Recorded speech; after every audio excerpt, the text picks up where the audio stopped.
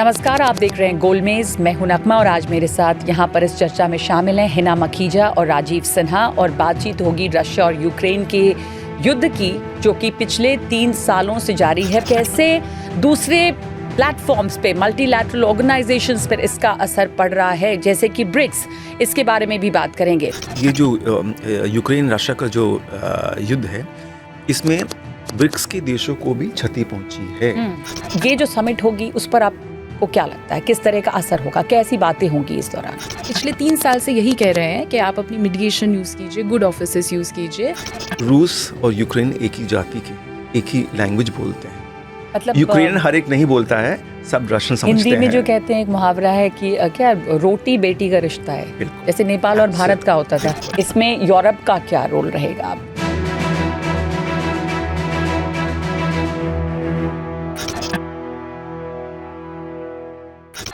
नमस्कार, आप देख रहे हैं गोलमेज। मैं हूं नगमा और आज मेरे साथ यहाँ पर इस चर्चा में शामिल हैं हिना मखीजा और राजीव सिन्हा और बातचीत होगी रशिया और यूक्रेन के युद्ध की, जो कि पिछले 3 सालों से जारी है, बल्कि अब 3 साल और कुछ महीने हो चुके हैं इस युद्ध के। इस बीच इस युद्ध के नए नए पहलू सामने आ रहे हैं, इसका स्वरूप बदला है और इसमें बहुत सारे देश जो हैं वो शामिल इस तरह से हो रहे हैं कि असर उन पे भी हो रहा है और अब लगता है कि ये युद्ध जो है वो यूरोप के दरवाजे पे है। तो क्या यूरोप ने इस युद्ध को खुद अपने सर मोल लिया है या हो क्या रहा है? तो किस दिशा में बातचीत आगे बढ़ेगी, कैसे दूसरे प्लेटफॉर्म्स पे, मल्टीलैटरल ऑर्गेनाइजेशंस पर इसका असर पड़ रहा है, जैसे कि ब्रिक्स, इसके बारे में भी बात करेंगे।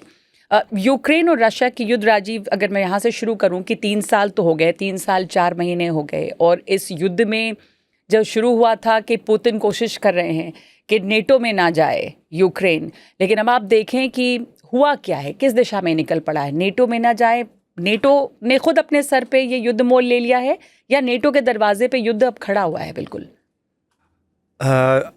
आपने सही कहा कि ये युद्ध जो है वो जारी है, चल रहा है, चलता रहेगा कुछ वक्त तक। इसको इंग्लिश में जिसे कहते हैं वॉर ऑफ एट्रिशन, कि अब आप ट्रेंचेस में हैं और किसी एक साइड को तो पीछे हटना पड़ेगा। और जहाँ तक नेटो का सवाल है, रशिया का एक ही मुद्दा है और जो सबसे अहम मुद्दा है कि यूक्रेन जो है वो नेटो नहीं ज्वाइन करेगा।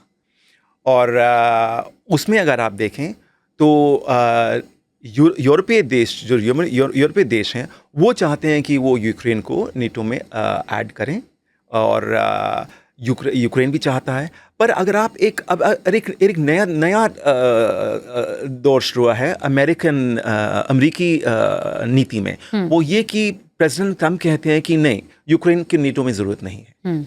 और उससे लग रहा था कि शायद युद्ध में विराम आए और बात आगे बढ़े, बातचीत आगे बढ़े और जो सफरिंग है, लोगों की रफ सफरिंग है, जो यूक्रेन में लोग सफ़र कर रहे हैं, जो रशिया में लोग सफ़र हैं और जो कहते हैं बैटलफील्ड में जो मौतें हो रही हैं, शायद वो रुक जाएं। तो अमेरिका ये कह रहा है कि नहीं, यूक्रेन की ज़रूरत नहीं है नेटो में, लेकिन यूरोप क्या कह रहा है? और यूरोप क्या अमेरिका से अलग बात कर रहा है इस वक्त? मतलब यूरोप कुछ और कह रहा है, अमेरिका कुछ और कह रहा है? जी हाँ, अगर जैसे मैंने आपको कहा, अमेरिका, प्रेसिडेंट ट्रम्प की जो नीति है वो कहते हैं कि ये युद्ध खत्म होना चाहिए और रशिया की जो कंडीशंस हैं उसको यूक्रेन को मानना चाहिए। जहाँ पे जो टेरिटरी रशिया के पास है वो उसके पास रहे, एक नया लाइन बने जिसको डीमिलिटराइज करें, लाइन ऑफ कंट्रोल की तरह से करें। और पर यूरोपीय देश जो हैं वो कहते हैं नहीं, यूक्रेन जो है वो हमारी सीमा है और रशिया जो है वो एक अग्रेसर देश है जिसने धावा बोला है यूक्रेन के ऊपर। तो रशिया अग्रेसर है और हमें उसका सामना करना पड़ेगा। ये चीज़ जो है यूक्रेन इस्तेमाल कर रही है। और ये एक कलेक्टिव यूरोप में इस वक्त ये थॉट है, एक जी कलेक्टिव थॉट है। और मेरे हिसाब से ये जो न्यू यूरोप है, जो ईस्टर्न यूरोप के जो देश हैं, उनका ये सोचना है कि हमारा सबसे बड़ा दुश्मन रूस है। और वही चीज़ जो है जो पुराना यूरोप है, जैसे फ्रांस हुआ, जर्मनी हुआ, जो दुश्मन, वो भी उसी बात को दोहरा रहे हैं।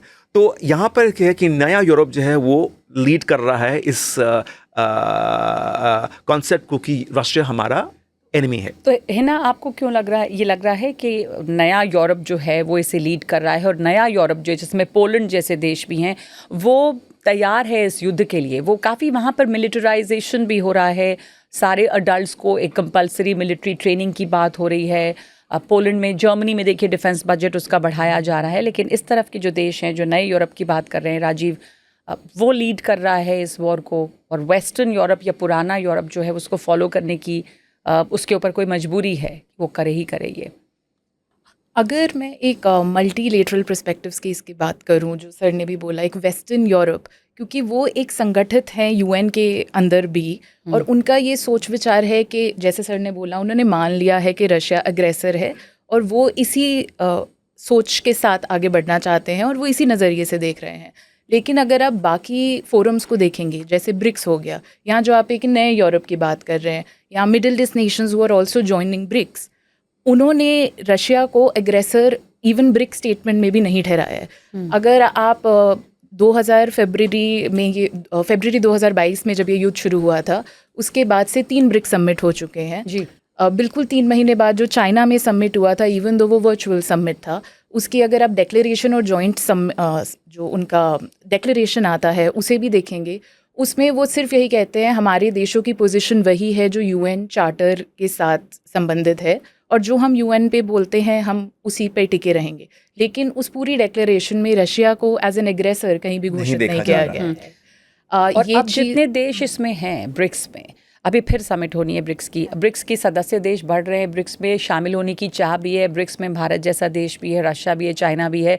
भारत की पोजीशन जैसे बहुत क्लियर थी कि हम शांति चाहते हैं, युद्ध का समय नहीं है, इसमें रशिया भी है। तो इसमें ब्रिक्स पे भी किस तरह का असर पड़ता है? जो अभी पोजीशन है, रशिया यूक्रेन युद्ध जो जिस तरह का चल रहा है, और यूरोप की आप देख लें क्या स्थिति है, अमेरिका की क्या स्थिति है, ऐसे में ब्रिक्स देशों के पास भी किस तरह की चुनौती है जियोपॉलिटिकली कि वो क्या चूज़ करें? जियोपॉलिटिकली यहाँ पे 2 पहलू आ जाते हैं। एक है जो उनका मल्टीलेटरल पर्सपेक्टिव है, ब्रिक्स एक फोरम की तरह। ब्रिक्स अगेन एक फाइनेंशियल फोरम रहा है हमेशा से, एक आर्थिक चीज़ों पर उसका ज़्यादा जोर रहा है। जहाँ तक कि सिक्योरिटी, आर्किटेक्चर और पॉलिटिकल की बात है, आपस में अगर आप रूस, चीन और भारत को ही देख लीजिए, हम एक रीजन में हैं, और उन तीनों में ही जियोपॉलिटिकली इतनी स्ट्रैटेजिक डिफरेंसेस हैं, वी आर न्यूक्लियर नेशंस, तो वो एक मुद्दा कभी रहा ही नहीं है। ब्रिक्स हमेशा से एक फाइनेंशियल फोरम रहा है, जहाँ पे नए मुद्दे जैसे AI, सिक्योरिटी, ये सब जुड़ते जा रहे हैं। जहाँ तक रही यूक्रेन रूस में जो लड़ाई हुई, डिफरेंस ऑफ ओपिनियन रहेगा, वो हमेशा से ही रहेगा। एक दूसरा पहलू इसका है आपस में उनके द्विवित्तीय संबंध कैसे हैं। फॉर एग्जाम्पल रशिया, युद्ध शुरू होने से 3 महीने पहले ही उन्होंने चाइना के साथ एक नेचुरल गैस ट्रीटी साइन की थी फॉर 30 इयर्स। एनर्जी, ये इतना इम्पोर्टेंट मुद्दा है रशिया को लेके हर किसी के साथ, कि वो उनके साथ बैर नहीं ले सकते हैं। बिल्कुल, और यूरोप कितना सफ़र कर रहा था इस वजह से वहाँ पर। इसमें एक बात ये भी है कि देखिए, ये जो यूक्रेन रशिया का जो युद्ध है, इसमें ब्रिक्स के देशों को भी क्षति पहुंची है इकोनॉमिकली, आर्थिक। उसमें आप देखें agriculture, energy, transportation, insurance cost, वो सब ऊपर गए हैं। और हिंदुस्तान को किस्मत अच्छी थी कि हमारा इतना एनर्जी पे और ऊर्जा पे इतना असर नहीं पड़ा, क्योंकि हम लोग उनको कर रहे थे। और खास करके असर इसलिए पड़ा क्योंकि वेस्टर्न सैंक्शंस थे। वेस्टर्न सैंक्शंस की वजह से काफ़ी असर पड़ा था। और वो फिर अब धीरे धीरे है कि आपका वो ग्रेन की डील हो गई है, तो आप ग्रेन एक्सपोर्ट कर सकते हैं। रशिया जो है वो ऊर्जा, गैस और तेल जो है दूसरे देश को दूसरी तरह से सप्लाई कर रहा है, वो का हुए, तो इसमें थोड़ी तो एक स्थिरता आई है। पर हाँ, इसमें फ़र्क पड़ा है। अगर आप देखा जाए तो ब्रिक्स में चाइना, साउथ अफ्रीका, वो they are more to the to the Russian side. India is kind of taking its own stand, a neutral stand कि we for peace, हम शांति चाहते हैं, independence रख, और strategic autonomy रखी है अपनी इंडिया ने। The other part is Brazil. Brazil has supported and gone against the and voted against Russia in the UN. And it has all, और उसने जो है जो उसकी पोजीशन है वो नॉन अलाइंड की तरह से है, It is not it is not favoring Russia as such. It is not. And now with the new Trump administration and उसका जो अपनी अंदरूनी नीति है कि भाई हमारे को अमेरिका के साथ भी एक अच्छा रिश्ता बना के आगे चलना है, तो उसको भी ध्यान में रखते हुए ब्रिक्स में ये है. अब जैसे आपने कहा कि बाकी काफ़ी देश आए हैं ब्रिक्स में, चाहे वो मिडल ईस्ट के हों या सेंट्रल एशिया के हों या कहीं के हों, उन सब में भी किसी ने रशिया को एक अग्रेसर देश नहीं माना है. तो ये मॉरलेस यूरोपियन पोजीशन है. ये एक यूरोपियन पोजीशन है अग्रेसर होने की. और इस वक्त में एक ब्रिक्स पे मैं वापस लौटूंगी मल्टीलैटरलिज्म पे, पर अमेरिका जैसे ये कहता है कि, और ट्रंप ने कहा कि हम युद्ध रुकवाएंगे, और वो कह रहा है कि हम कोशिश कर रहे हैं सीज़ फायर की, लेकिन मॉस्को मान नहीं रहा है. ये जो सीज़ फायर की कोशिश है, इस बीच में हमने देखा कि कैसे बिल्कुल हार्टलैंड में जाकर यूक्रेन ने रशिया पे हमला किया, which was a big shock probably to Russia too. और ख़बरें ये हैं कि उसके 40 एयरक्राफ्ट डिस्ट्रॉय हुए, रशिया माने या ना माने. रशिया की तरफ से ड्रोन हमले चल रहे हैं, और रशिया पर ये आरोप है कि वो सिविलियन अस्पतालों में, सिविलियन ठिकानों पर हमले कर रहा है. Again Russia is shown as here the aggressor. तो ये एक वहाँ पर से पर्सपेक्टिव निकल के आ रहा है. और इस बीच यूरोप जो है वो ट्रेन कर रहा है युद्ध के लिए. अब ऐसा लगता है, आप पोलैंड को देखें, जर्मनी को देखें, डिफेंस बजट्स बढ़ा रहे हैं. तो क्या लग रहा है कि अगले 2-3 सालों में this war is coming closer to Europe, और यूरोप इज रेडी और प्रिपेयरिंग फॉर वॉर? जैसे आपने कहा कि यूक्रेन ने रशिया के 5,000 अंदर जाके ईस्ट में भी एक ड्रोन अटैक किया, एक एयर बेस के ऊपर. ये एक बहुत ही महत्वपूर्ण और सिग्निफिकेंट अटैक था. इसने जो लड़ाई का जो बैटलफील्ड का जो फर्मा है उसको ज़रूर बदला है. जी. And the use of drones independently to hit inside the country is remarkable. और इसमें आपको ये भी देखना चाहिए कि रूस और यूक्रेन एक ही जाति के हैं, एक ही लैंग्वेज बोलते हैं. मतलब यूक्रेन हर एक नहीं बोलता है, सब रशियन समझते हैं. हिंदी में जो कहते हैं एक मुहावरा है कि क्या रोटी बेटी का रिश्ता है. बिल्कुल. जैसे नेपाल और भारत का होता था, है ना. आपके यहाँ शादियाँ होती हैं, संस्कृति एक है. सही कहा. आपने बहुत ही अहम बात कही है, ये रोटी बेटी का रिश्ता है. और यहाँ पर ये है कि अगर एक यूक्रेन रशिया के अंदर आता है, वो तो बिल्कुल एक रशियन की तरह दिखता है. उसका पहनावा, बात करने का तरीका, ट्रेडिशंस, कस्टम्स, बोल चाल, सब कुछ एक सा है. पर अगर वो आता भी है तो कौन कहेगा कि यूक्रेन ये दुश्मन है? तो इसी मुद्दे का फ़ायदा उठा के उन्होंने 18 महीने इस ऑपरेशन की प्लानिंग करी. उन्होंने, और अब ये भी बात बाहर आई है कि एक यूक्रेन आदमी ने जो वहाँ रहता था, उसने एक कंपनी खोली, परमिशन मांगी, मुझे ट्रांसपोर्ट कंपनी खोलनी है, और उसने कंपनी खोली. और 4 ट्रक्स उसने ये 4 ट्रक्स में वुडन क्रेट्स के अंदर छत में छुपे हुए ड्रोन्स आए, और चारों जगह इंडिपेंडेंटली 4 ड्राइवर हायर करके वहाँ गए. और ये अटैक जो था एक रिमोटली हुआ और AI एल्गोरिथम्स के साथ हुआ जी. और एक साथ ये हमला हुआ. ये बहुत ही महत्वपूर्ण है. इससे सोचिए कि आज के ज़माने में जो ट्रेडिशनल एयर सुपीरियरिटी का कॉम्प्लेक्स था, जहाँ पर आपको अपने प्रतिद्वंदी के खिलाफ उसकी जो एयरफोर्स थी उसको दबाना था, वो अब नहीं है. नहीं कर सके. वो तो ये दिख गया साफ कि आप अगर एयर सुपीरियरिटी है तो उसका फ़ायदा नहीं है. बिल्कुल. आज से ये है कि आज तो आपको low level, low cost flying elements को देखना है. अगर आप ये सोचिए कि अगर 200 ड्रोन उड़कर आ रहे हैं तो एक रेडार पे ये दिखा कि लगता है चिड़िया उड़कर आ रही हैं. They can be missed. So drones are the drones are they are a game changer. They're a game changer. It's like tanks in the First World War. जिस तरह से टैंक ने आके फर्स्ट वॉर में लड़ाई का पूरा नक्शा बदला, आज ड्रोन्स को है. तो इसको देखते हुए इससे सोचिए कि आपको 24 घंटे चौकन्ना रहना पड़ेगा, और आपको अपनी कितनी रिसोर्सेज ऐड करने पड़ेंगे. और आप रशिया का फिजिकल एक्सपेंस देखिए, उसको इस तरह से सेफ रखना एक आसान बात नहीं है. तो बिल्कुल ये और सबसे अहम बात, यूक्रेनियंस ने रशियन मोबाइल नेटवर्क को इस्तेमाल करके अटैक्स करा है. They have बड़ी not तैयारी used रही है। they have not used Ukraine network. Ukraine में Starlink होता है, which can be picked up very easily by the Russians. Russian network Yeah, they have used Russian. So इससे सोचिए आपके अंदर आके आपकी ही शक्तियों को इस्तेमाल करके किया, तो आपको लंबी प्लानिंग आपको रही है अटैक यहाँ कर पे। सकते हैं। एक लंबी प्लानिंग रही है, बहुत ही जो sophisticated लंबी एक प्लानिंग दूसरे है। पे भरोसा था, तो जी। वो भी एक विश्वासघात और बिल्कुल, भरोसा भी टूटा है। तो बिल्कुल। रशिया भी इस तरह की अब तैयारी कर ही रहा होगा। और बिल्कुल। अब है ना, अब जो सवाल में अभी जिस पे चर्चा हम लोग कर रहे थे कि इसमें यूरोप का क्या रोल रहेगा अब, क्योंकि ये युद्ध जो है यूरोप शायद इससे चाह रहा है या नहीं चाह रहा है, बहुत सारे देश चाह रहे हैं। वो युद्ध यूरोप ने खुद अपने आमंत्रित किया है अपने दरवाजे पे। तो अगर ये सीज़ फायर भी होता है तो कुछ एक्सपर्ट्स मैं पढ़ रही थी कि ये भी मानते हैं कि ये सीज़ फायर रशिया के लिए एक तरह से एक वक्त मिल जाएगा जब वो तैयारी करेगा एक युद्ध की। अगर अभी यूक्रेन और रशिया में सीज़ फायर हो जाता है, जिसकी कोशिश है, प्रिजनर्स ऑफ वॉर एक्सचेंज हो रहा है, बातचीत हो रही है, मान लेते हैं अगर थोड़े दिनों में सीज़ फायर कुछ समय के लिए हो भी जाए, बट उससे ये युद्ध का खतरा टल गया, ये नहीं हो रहा है वहाँ पर इस पूरे रीजन में।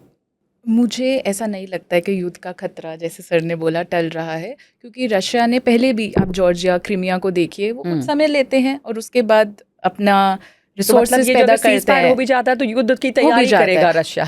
सीज फायर के कॉन्सेप्ट में भी जो सर बात कर रहे थे, डिफेंस इतना ज़्यादा फोकस में इसलिए आ गया है क्योंकि कहीं ना कहीं डिप्लोमेसी भी फेल हो गई है। आप जैसे ब्रिक्स का समिट ही लीजिए, जब वो साउथ अफ्रीका में था 2023 में, उससे कुछ महीनों पहले आईसीसी ने एक वारंट निकाला था, अरेस्ट वारंट पुतिन के अगेंस्ट पुतिन।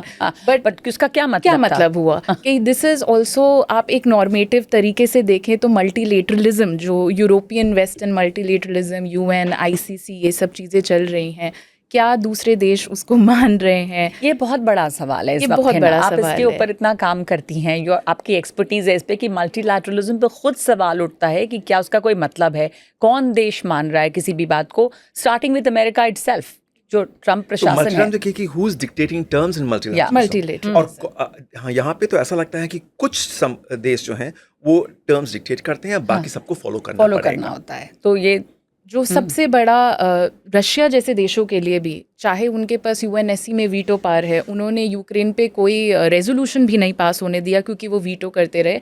पहला रेजोल्यूशन अब जाके जनरल असेंबली में पास हुआ है जब ट्रम्प सरकार आई है, बट वो भी इसलिए क्योंकि उन्होंने यूक्रेन के तरफ अपने पॉलिसी को ही बदल दिया है। तो ये ऑल्सो एक जरिया है देखने का कि how defence and geopolitics has taken over एक कोऑपरेटिव स्पेस में रहने की बजाय। तो this is also a movement of why we say के यूरोप में वॉर शायद आने वाली है, शायद वो इसलिए प्रिपेयर कर रहे हैं क्योंकि कोई फोरम भी नहीं बचा है कि अगर आप डिप्लोमेसी करने के लिए जा भी रहे हैं। ब्रिक्स जैसे कि हम बात कर रहे थे, उन्होंने रशिया में किया, 2024 उनकी वापसी थी, पुतिन, सारे जीपिंग, प्राइम मिनिस्टर मोदी, हर किसी ने वो समिट अटेंड किया, ब्राज़ील को छोड़ के, क्योंकि वो बीमार थे।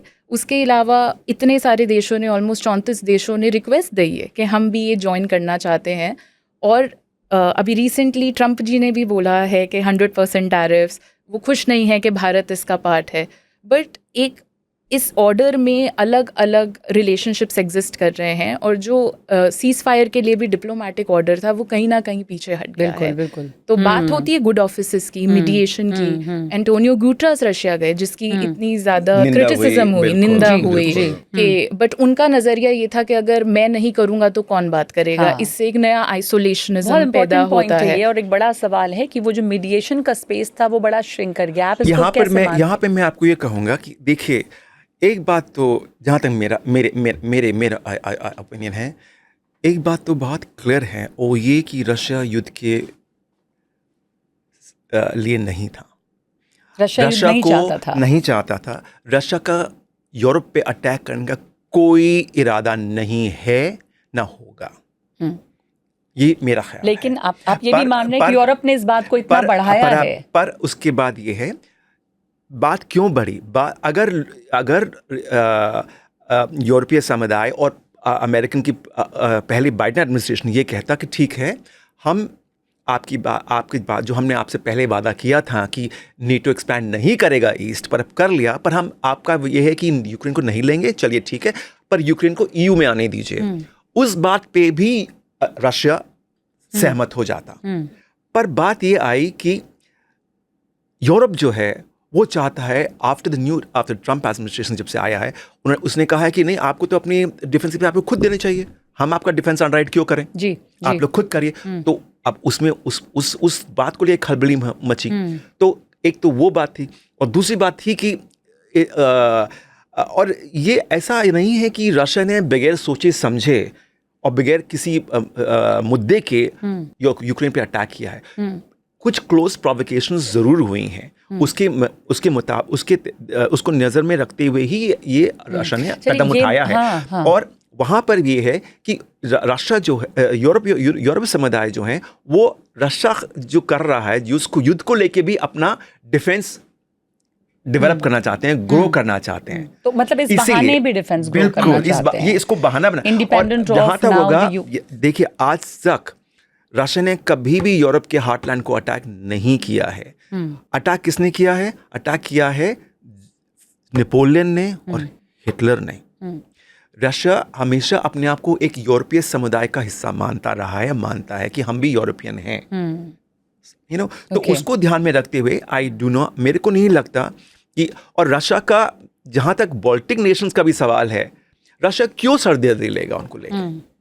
मुझे आप ये बताइए। जी, रशिया का तो ये है कि हमारा ये रेड लाइन है, आप यूक्रेन को मत लीजिए, और हम अब बाकी आप लोग को जो आप करिए, हमें उसमें कोई तकलीफ नहीं है, हमें अपना करने दीजिए, बट हमारी फ्लैंक सिक्योर, जैसे आप चाहते हैं कि आपके फ्लैंक सिक्योर हो, हमारे फ्लैंक भी सिक्योर होने चाहिए।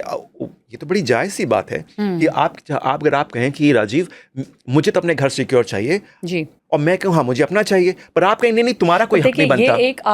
ये एक पॉइंट ऑफ व्यू है जी। मैं आपसे एग्री कर रही हूँ, लेकिन एक दूसरी साइड है जो कहेगी या जो प्रेजेंट करती है कि रशिया अग्रेसर रहा। रशिया एक छोटे देश यूक्रेन के ऊपर किस तरह से उसने धावा बोला, और वहाँ पे सिविलियंस पे हमला हो रहा है, अस्पतालों पे हमला हो रहा है, ये भी एक पॉइंट ऑफ व्यू एक तरफ से है। नाउ द क्वेश्चन इज़ कि ये इसकी दिशा कहाँ जा रही है अब इस युद्ध की। और मैं जैसे 3 साल हो गए, रशिया जो कह रहा है वो कौन मान रहा है, कितना मान रहा है? मल्टीलैटरल फोरम्स जो हैं वो इस लायक नहीं बचे हैं कि कुछ मीडिएशन करें। खुद एंटोनियो गुटेरेस वहाँ जाते हैं तो निंदा होती है। तो ऐसे में उम्मीद कहाँ से है? और अगले 2-3 सालों में ये यूरोप एक युद्ध ही देखेगा या कोई स्थायी शांति का रास्ता यहाँ पर अभी निकलने की गुंजाइश बाकी है?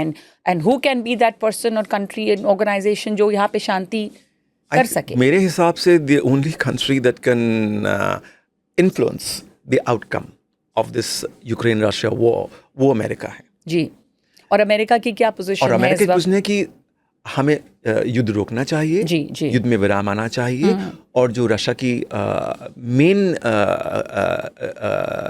कंडीशंस हैं उनको मान लेना चाहिए। उसमें मेन कंडीशन आपकी यही है। लेकिन यूरोप इसके लिए तैयार नहीं है। यूरोप जो है उसके लिए तैयार नहीं है अभी, पर जब बात आएगी प्रेशर डालने की तो मेरे ख्याल से यूरोप भी अपनी जगह पर आ जाएगा। पर अभी यूरोप क्या कर रहा है? वो खुद को आर्म कर रहा है, वो अपनी मिलिट्री कैपेबिलिटी बढ़ा रहा है, वो एक सेपरेट न्यूक्लियर डेटरेंट की भी बात कर रहा है, इंडिपेंडेंट ऑफ अमेरिका। बिल्कुल। पर वहाँ पे आप देखना चाहिए यूरोप की यूक्रेन को फंड करने की क्या क्षमता है, कितनी क्षमता है। यूरोप की खुद माली हालत खराब है, आर्थिक स्थिति खराब है। यूरोप की खुद आर्थिक हालत जो है वो बहुत अच्छी बेहतरीन नहीं है, और जब से अमेरिका ने अपना हाथ पीछे किया है तो वो थोड़ी और खलबली मच गई कि हम क्या करें, कैसे करें।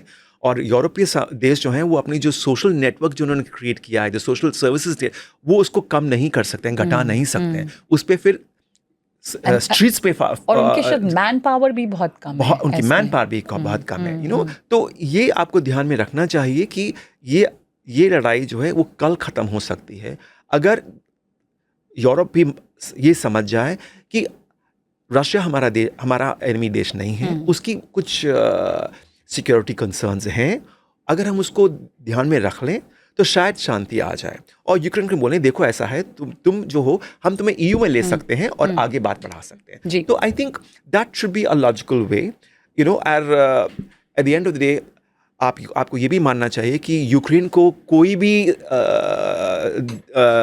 देशों का समूह हमेशा के लिए नहीं सपोर्ट कर सकता। बिल्कुल, हमेशा। और जो यूक्रेन रशिया के रिश्ते हैं, cultural, religious, social, linguistic, musical, dance, drama, opera, everything, वो वहाँ पर हैं, जी। वो टूट नहीं सकते हैं। तो यूरोप, मैंने जैसे आपको पहले कहा, रशिया और यूक्रेन एक ही जाति के लोग हैं। फर्क थोड़े हर एक में होता है, ऐसी बात नहीं, मैं नहीं कहूँगा एक से ही है, बिल्कुल होता है, बट एक ही जाति के लोग हैं। तो उनको आई थिंक उनको एक दूसरे को लेके आगे बात बढ़ानी पड़ेगी, और जहाँ पे यूक्रेन को भी थोड़ा पीछे हटना पड़ेगा और रशिया को भी थोड़ा पड़ेगा, और वो गिव एंड टेक के माहौल में अगर बात करें तो शायद बात बने, और उसमें यूरोप को धांधली नहीं करनी चाहिए। तो अगर वो करेंगे, अगर वो मेडल करना चाहिए, बिकॉज अमेरिका ने तो साफ कहा है इस एडमिनिस्ट्रेशन में कि हम जो है इसमें मेडल नहीं करेंगे, यहाँ पे हम शांति चाहते हैं, which is I think a very positive approach. पर ये अगर माने तो, क्योंकि ये शुरुआत जो हुई थी वो यूक्रेन को रोकने से हुई थी कि वो नेटो में शामिल ना हो, अभी भी जैसा आप कह रहे हैं कि एक जायज़ मांग है। रशिया चाहता है कि उसके जो इर्द गिर्द इलाके हैं उसको वो सुरक्षित रखे और वहाँ पर वो इस स्फीयर ऑफ इन्फ्लुएंस नेटो का ना बढ़े। लेकिन अब इस युद्ध की धमक जो है वो सब तरफ फैली है यूरोप में, और यही ख़तरा बना हुआ है। तो जब हम मल्टीलैटरलिज्म की बात करते हैं तो इस वक्त में आपको ऐसे फोरम्स जैसे ब्रिक्स की समिट भी होने वाली है, इनसे क्या उम्मीद है कि यहाँ पर इस तरह की कोई बातचीत हो सकती है? क्योंकि देखें तो ब्रिक्स के फाइनेंसेस से लेकर जियोपॉलिटिकल एस्पेक्ट सभी पर असर पड़ा है इस युद्ध का, जो देश इसमें शामिल हैं। तो ये जो समिट होगी उस पर आपको क्या लगता है, किस तरह का असर होगा, कैसी बातें होंगी इस दौरान? जहाँ तक डिक्लेरेशन की बात है, जो एक ऑफिशियल स्टेटमेंट होता है, मुझे नहीं लगता उसमें कुछ ज़्यादा फ़र्क आने वाला है, बिकॉज़ वो पिछले 3 साल से यही कह रहे हैं कि आप अपनी मीडिएशन यूज़ कीजिए, गुड ऑफिसेस यूज़ कीजिए। एंड इंडिया जैसी कंट्री जो खुद अभी टेररिज्म और एक कॉन्फ्लिक्ट से गुजरी है, हमने हमेशा ये माना है कि द्विपक्षीय बातचीत, बायलैटरल टॉक ही फाइनल सॉल्यूशन होता है चीज़ों का। जो ये फोरम्स हैं ये उसे साथ में सपोर्ट कर सकते हैं आगे बढ़ने के लिए। तो यूएस एक इम्पॉर्टेंट फैक्टर रहेगा, क्योंकि अगर वो पीछे हट रहे हैं, यूरोप की जैसा कि हमने डिस्कस किया माली हालत ख़राब है, और NATO at the end of the security alliance है, तो यहाँ पे कॉस्ट बेनिफिट एनालिसिस अगर करेंगे तो आज के समय पे लेट गो करना ज़्यादा फ़ायदेमंद रहेगा ओवरऑल सिक्योरिटी पीस के लिए, जो ऑलरेडी ही बहुत ही मुश्किल समस्या है। रेफ्यूजी क्राइसिस हो, इकोनॉमी हो, रिसोर्सेज हो, एक आगे कॉपरेशन बनाने के लिए भी आपको इस पे विराम लगाना बहुत ज़रूरी है।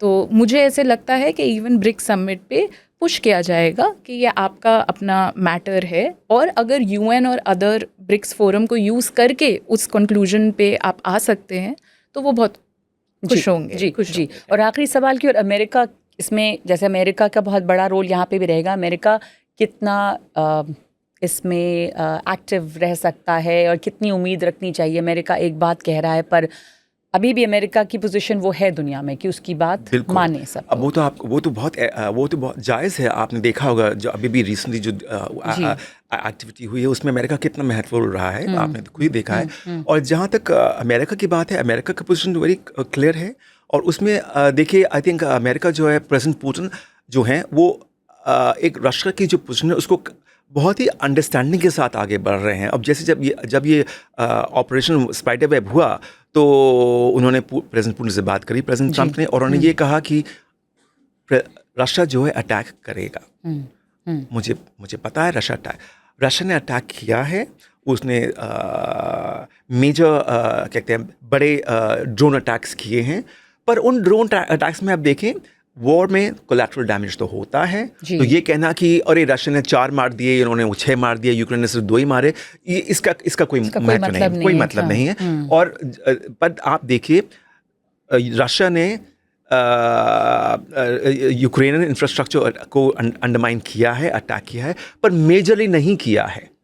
ये सब कुछ बैठ गया हो, ऐसी बात नहीं है। और उसको ध्यान में रखते हुए आई थिंक ये बात जैसे आपने कहा कि बायलैटरल स्तर पे हो और बाकी जो है उसको सपोर्ट करें, उसमें यूरोप का भी एक अहम रोल होगा, जैसे अमेरिका का है, यूरोप का भी अहम रोल, हम ये मानते हैं। हम ये नहीं कहते, जो बातचीत अभी चल रही है उसमें यूरोप और अमेरिका दोनों का शामिल होना बिल्कुल। और जैसे इस्तांबुल की जो बात हुई थी जून इस महीने के शुरुआत में जो बात हुई थी और जो असफल रही बिकॉज ऑफ द अटैक, वहाँ पर भी अगर जो अमेरिका की पोजीशन क्लियर है, अगर यूरोप भी आके ये कहे कि हाँ आई थिंक हम आपको सपोर्ट करते हैं, आप दोनों बैठ के बात पर करिए। इंटेंट पे भी सवाल उठता है कि जिस ज़माने में ये बात चल रही थी इस्तांबुल वाली, उसी दौर में चुना यूक्रेन ने ये हमला करना। Did they want any kind of peace? I think वहाँ पे यूक्रेन का ये था कि हम लेवरेज कैसे क्रिएट करें कि हम जब वहाँ जाएं तो हम एक उस पोजीशन ऑफ स्ट्रेंथ से Strength बात से जाएं, करें। जी। You understand? अब वो जो है उन्होंने ये किया तो सही, पर आई थिंक वो बैकफायर करी। That action backfired on them. जी। It did not give the collapse, the talks just collapsed. तो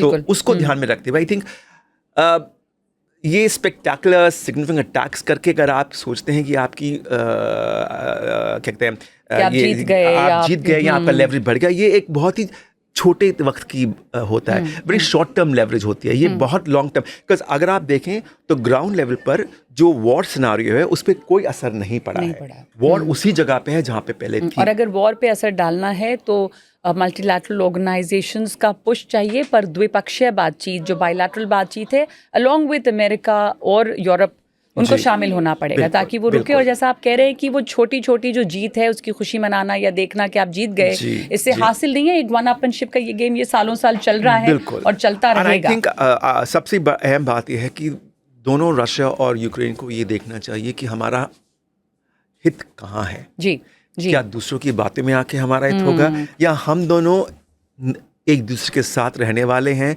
नेबर्स हैं, इस बात को हम बदल नहीं सकते।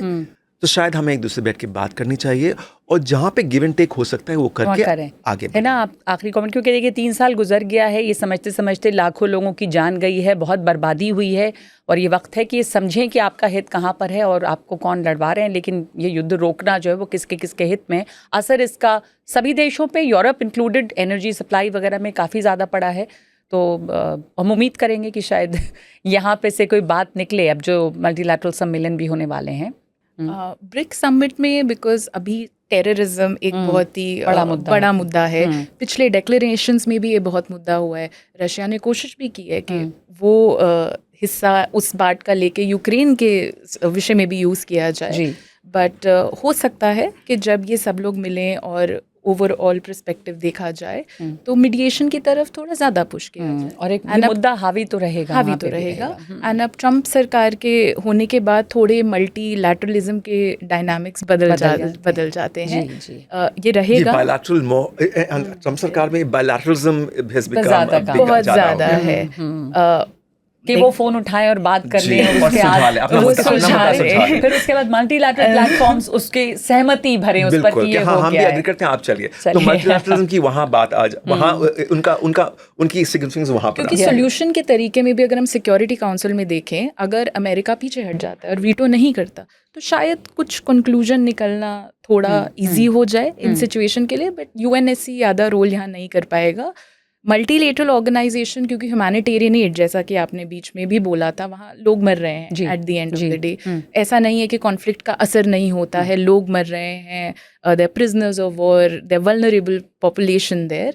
तो ह्यूमैनिटेरियन एड भी एक इम्पोर्टेंट, सबसे बड़ा देखें तो आप गाजा में देखें, सबसे ज़्यादा ह्यूमैनिटेरियन डिजास्टर तो वहाँ हो रहा है और वहाँ पे मल्टीलैटरलिज्म हैज फेल्ड कंप्लीटली। पर ऐसा लगता है कि दुनिया में ये ऑर्गेनाइजेशंस कभी इधर फोकस करते, कभी इधर, ये अभी कभी गाजा पीछे हट जाता है, कभी रशिया यूक्रेन का मुद्दा हावी होता है। पर उम्मीद यही कर सकते हैं कि यहाँ पे ये बातचीत हो और एक पुश मिले मल्टीलैटरल प्लेटफॉर्म से। लेकिन बात जो है द्विपक्षीय होगी, अमेरिका का उसमें महत्वपूर्ण रोल होगा। इस बीच यूरोप की तैयारी है युद्ध की भी, तो क्या वो भी ये युद्ध चाहेगा, उसके भी हित में नहीं है, ये देखना होगा। बहुत धन्यवाद आप दोनों का हमारे साथ इस चर्चा में शामिल होने के लिए। लंबी बातचीत चली है, 3 साल तक युद्ध चला है, तो ये चर्चा भी इतनी जल्दी खत्म नहीं होगी लेकिन इतना वक्त है तो यहाँ पे रुकना पड़ेगा हमें। बहुत धन्यवाद। शुक्रिया, थैंक यू।